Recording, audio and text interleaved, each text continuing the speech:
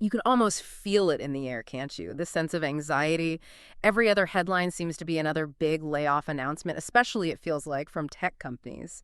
And it leaves a lot of us wondering, what's really going on here? Is it just AI taking over, or is it something more complicated? So that's our mission for this deep dive. We want to give you a really clear-eyed look at what's reshaping the workplace and hopefully equip you with a playbook, some actionable steps. We're calling it the Great Rebalancing. Yeah, that's exactly the challenge, isn't it? This wave of layoffs we're seeing globally, it's not down to just one thing. It's really a confluence, like a perfect storm of these powerful interlocking forces. So our goal here is to really dissect these drivers, everything from big macroeconomic policy changes right down to specific company strategies. We want to help you understand this new landscape and, well, prepare for what might be coming next. Okay, so let's start there with the foundation, because even before AI became the big headline, some pretty major macroeconomic shifts were happening, right? Things that changed the whole financial picture for businesses. You mentioned the end of cheap money. What exactly was that, and how did it sort of set the stage? Right. So for, gosh, over a decade, businesses, particularly in tech, were operating when interest rates were historically super low. This cheap money era fueled what you could call a growth at all costs mindset. Companies could borrow easily, raise tons of capital, fund huge expansions, hire loads of people, often without needing immediate profits. Well, that era is definitively over. Starting around mid-2022 and right through 2025, central banks like the Fed started hiking interest rates pretty aggressively. To fight inflation, yeah. That's exactly, to fight inflation. And even now, as things maybe cool off a bit, the Fed's stance is still higher for longer. Fed Chair Jerome Powell basically said, look, the labor market is not crying out for a rate cut. So this policy shift, it just dramatically increased the cost of borrowing. And that forced a huge pivot. Companies had to switch focus from just growing bigger to actually being financially disciplined, operationally efficient, making positive cash flow. And when labor is often your biggest expense, well, layoffs become one of the quickest ways to cut costs. Okay, so that belt tightening makes sense. But I also remember the huge boom during the pandemic, especially in tech. How did that whole cycle, the boom and then the sort of normalization, add to this correction we're seeing? Was it more than just interest rates? Oh, absolutely. The pandemic created this, well, unique economic bubble. Life moved online overnight, pretty much. Demand for digital services, e-commerce, remote work tech, it just went through the roof. So tech companies went on this massive hiring spree. Late 2020 through 2022, they were hiring like mad. But, Alphabet's CEO, Sundar Pichai, admitted after their layoffs, he said they'd hired for a different economic reality than the one we face today. Right. That quote really struck me. It sums it up. It really does. It encapsulates that mismatch perfectly. Yeah. So this wave of tech layoffs, it isn't really a sign the industry is collapsing.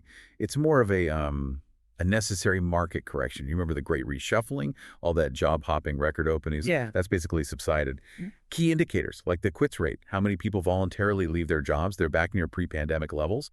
It signals a structural adjustment, getting back to something more sustainable. Okay, so we got tighter money, the pandemic bubble bursting. But you also mentioned the unseen hand of policy, things like tariffs, government austerity. How do those fit in? Yeah, those are really significant added pressures. In the U.S., for example, you had increased tariffs on foreign imports.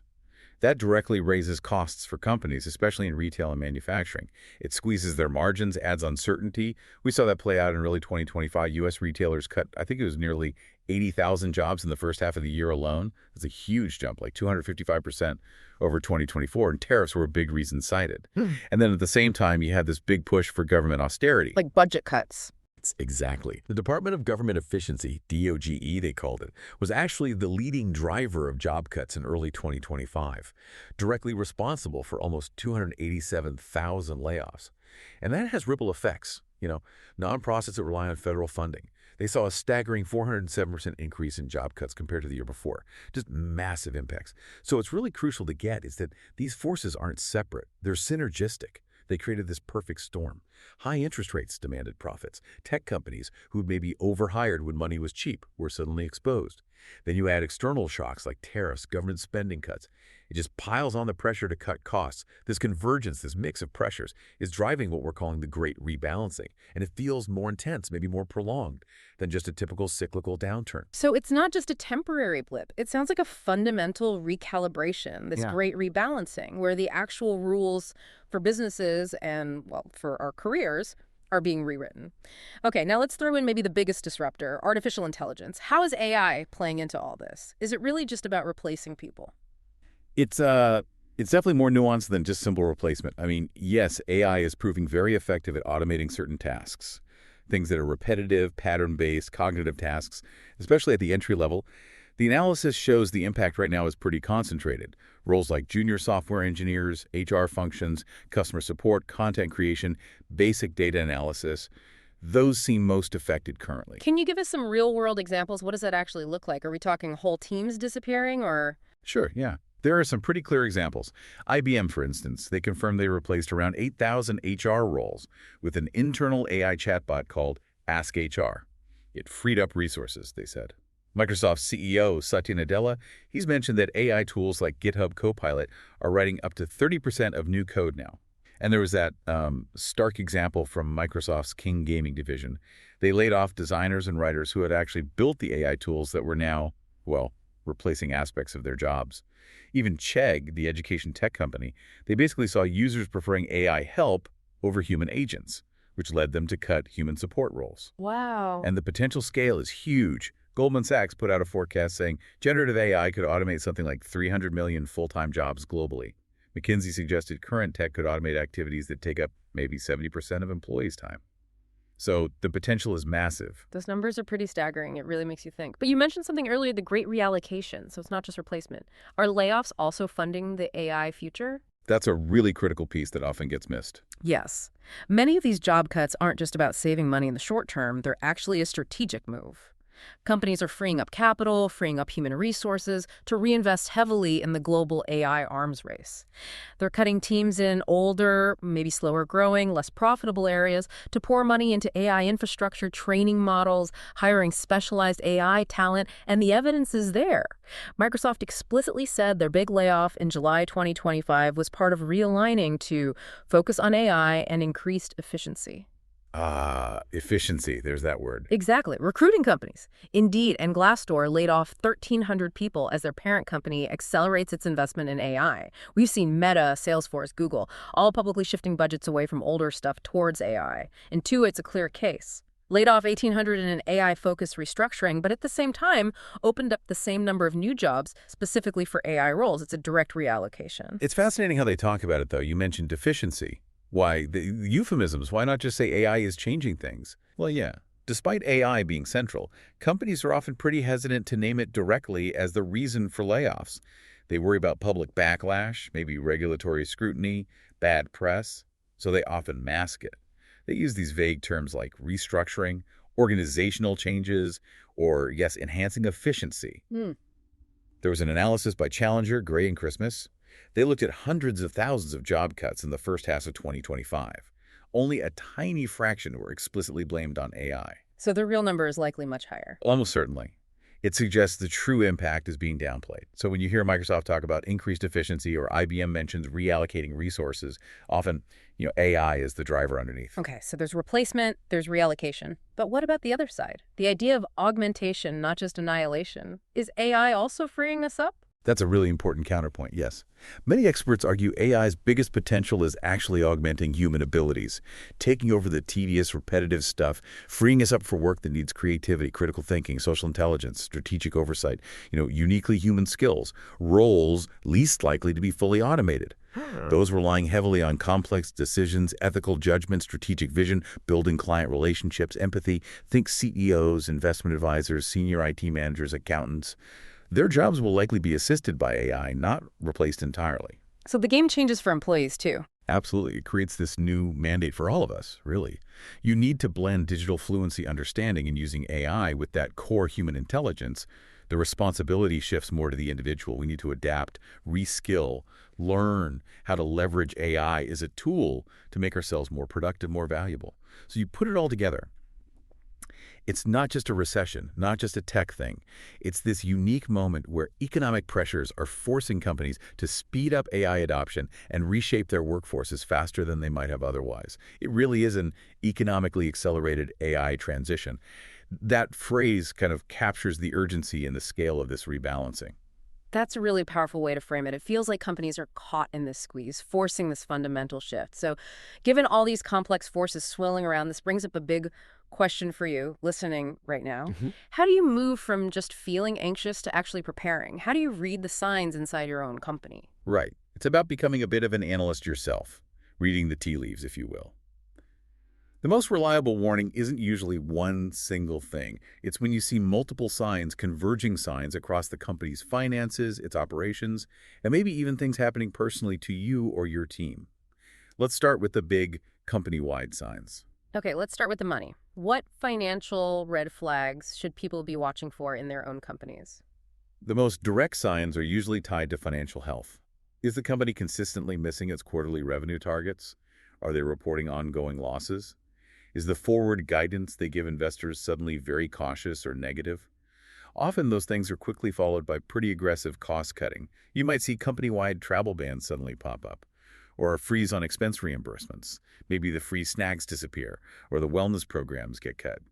And definitely increased pressure from management to cut operational costs, like software licenses or subscriptions. Okay, so the financial indicators. What about how the company operates day to day? Any strategic shifts that could be warning signs? Yeah, absolutely. Changes in operations and strategy are huge predictors.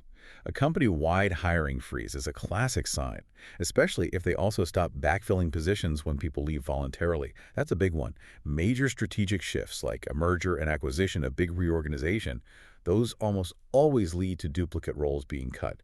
If major projects, especially ones tied to future growth, get suddenly canceled or put on hold indefinitely, that suggests they're trying to conserve cash, which can precede layoffs. And a really strong signal, the arrival of external consultants, especially restructuring specialists or maybe auditors, or even a new CFO known for turnarounds. That often means big changes are being planned. And then there are the less tangible things, right? The cultural stuff, the mood in the office. What should people look out for there? You're right, sometimes the vibe shift is the first clue. You might notice a sudden increase in closed-door meetings just among senior executives. Or leaders who used to be really visible and accessible suddenly seem distant, hard to reach. That can create a real shift in the atmosphere. Maybe more secrecy, people seem more somber, just a general feeling of weirdness. And here's a common one. Layoff rumors start swirling, maybe intensely for a bit, and then suddenly, complete radio silence. That silence is often a red flag. It usually means HR and legal have stepped in to control all communication, likely because an announcement is imminent. All right, so those are the company-wide tremors. But then how do you assess your personal risk? How do you figure out if your specific role might be on the line? That requires some honest self-assessment. First, think about your department. Is it generally seen as a profit center, directly bringing in revenue? Or is it a cost center?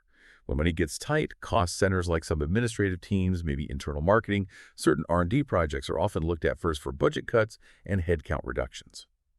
Then think about your role itself. How essential are your core tasks? Could they be easily automated, maybe by AI tools the company is already introducing? Or could your work be absorbed by other people? Also, how closely does your role and your skill set align with where the company says it's going strategically? If they're pivoting hard towards AI and your role isn't related, that's something to consider. And forget that old last in, first out idea. That's mostly gone. Companies now are laser focused on keeping the skills they think they need for the future. And maybe the most immediate personal warning signs. Subtle shifts in how your direct manager interacts with you, like a noticeable drop in communication. Maybe you're suddenly left off meeting invites or email chains you used to be on. Or key projects get reassigned away from you without a really clear reason. Your responsibilities might shrink. A particularly worrying sign is being asked to cross-train a colleague on everything you do or create super detailed documentation of all your work processes. That can sometimes be prep work for eliminating your role. And finally, while not always the case, sometimes getting unexpected harsh criticism or being put on a formal performance improvement plan, a PIP, can be a tactic used to build a case for termination, even if performance wasn't the real issue. You're right. Any one of those signs alone might mean nothing, a blip. But when you see several of them converging, financial pressure, operational shifts, weirdness in the office, changes in your own role, that's a pretty strong signal, isn't it? That it's time to start preparing proactively, not just sit and worry. Okay, let's unpack this strategic playbook you mentioned. What practical things can you actually do before any layoff is even announced? Right, once you see those signs converging, it's time for immediate, but also discreet preparation. Don't broadcast your fears, but take action. First, update your professional assets, like right away. Get your resume and your LinkedIn profile polished up. Add your latest accomplishments, and quantify them whenever possible. How did you save money, increase efficiency, improve results? Do this before anything happens while you're still employed, and it's easier to remember the details and maybe even get data.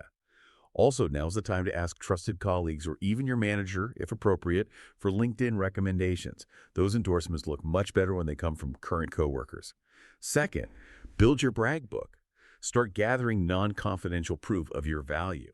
Positive performance reviews, emails praising your work, summaries of projects you led or significantly contributed to. This stuff is gold for rebuilding your resume and prepping for interviews later. But, and this is critical, do not download or take any confidential or proprietary company information. That's a huge mistake, could get you fired for cause, and even lead to legal problems. Stick to non-proprietary stuff. Third, network proactively. Start warming up your professional network. Reconnect with old colleagues. Reach out to contacts in industries or companies that interest you.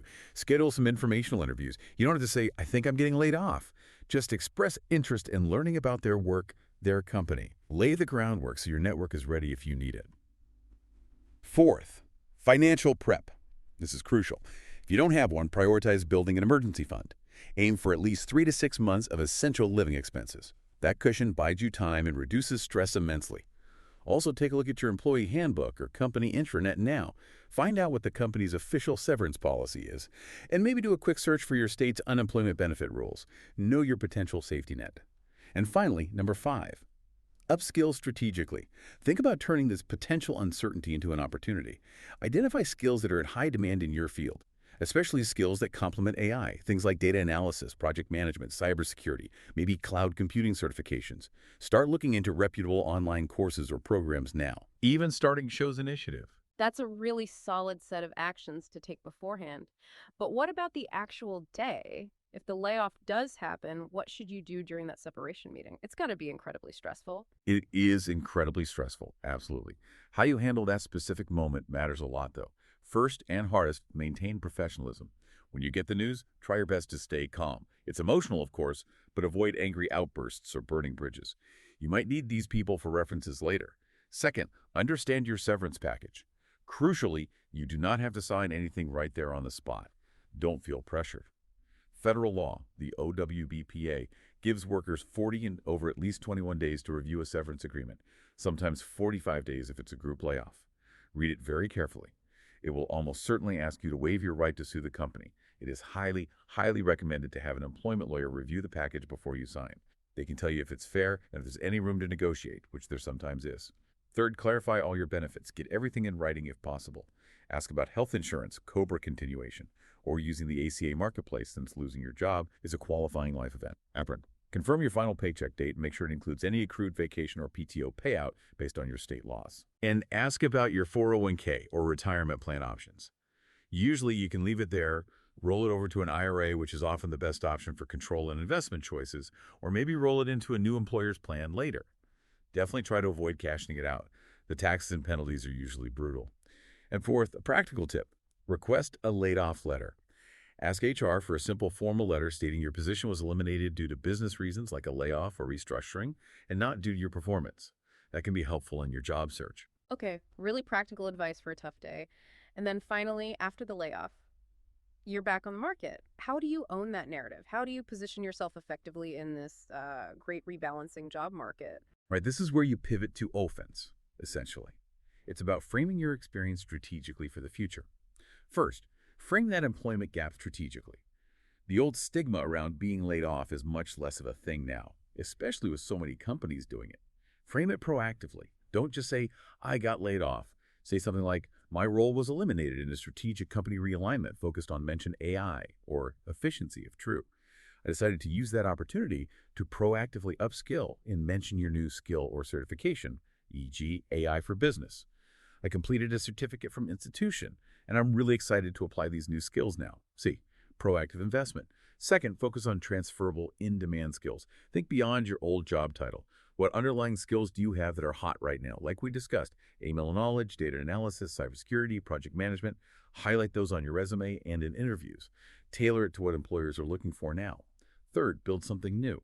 Don't just rely on past experience. Show, don't just tell. Use some of your time off to create tangible proof of your skills and initiative. Build a portfolio website showcasing your work. Contribute to an open source project if you're in tech. Maybe volunteer your skills for a nonprofit. It gives you current examples to talk about. And fourth, leverage your network for a soft landing. Now's the time to activate that network you started warming up earlier. Start with your closest, most trusted contacts first. Let them know your situation and what you're looking for. Then maybe make a broader announcement on LinkedIn. Keep your message concise and clear. Really, the key to navigating this is turning what feels like a reactive situation, being laid off, into a proactive story for your next employer. You connect the dots. You understand the forces changing the workplace, like AI and the economic rebalancing, and you've proactively equipped yourself with the skills needed for this new reality. That shows foresight, resilience, adaptability, qualities every employer wants right now. So to kind of wrap up the big picture, this great rebalancing we're seeing, this wave of layoffs, it isn't just a blip. It's not one single cause. It's the real-world result of major shifts coming together. The economy normalizing after the pandemic, the end of that cheap money era, forcing a focus on profit, and crucially, the accelerating power of AI. AI isn't just a buzzword or a scapegoat here. It's both a tool companies are using to become more efficient, as demanded by the economy, and it's a massive strategic shift that's fundamentally reshaping what skills companies need. Which really means there's a kind of new employee compact, doesn't it? That old idea of long-term job security with one company. Well, that seems largely gone. The rules have changed. Your real career security now seems to lie in your skills, how adaptable you are, and the strength of your professional network. Things like continuous learning, networking strategically, managing your own personal brand online, these aren't nice-to-haves anymore. They feel like core survival skills. Exactly. And while all these changes can feel overwhelming, just understanding these forces is the first, most important step. The anxiety is real, it's valid, but you can channel that energy into strategic action. If you can start thinking like an analyst about your own company, watching those signs we talked about, and like a strategist about your own career, planning your next moves, upskilling you can definitely navigate this. You might even emerge from all this disruption stronger, more skilled, and ultimately more valuable in the long run. So maybe a final thought for you to ponder after listening to all this. What new skill or what area of AI are you going to explore next?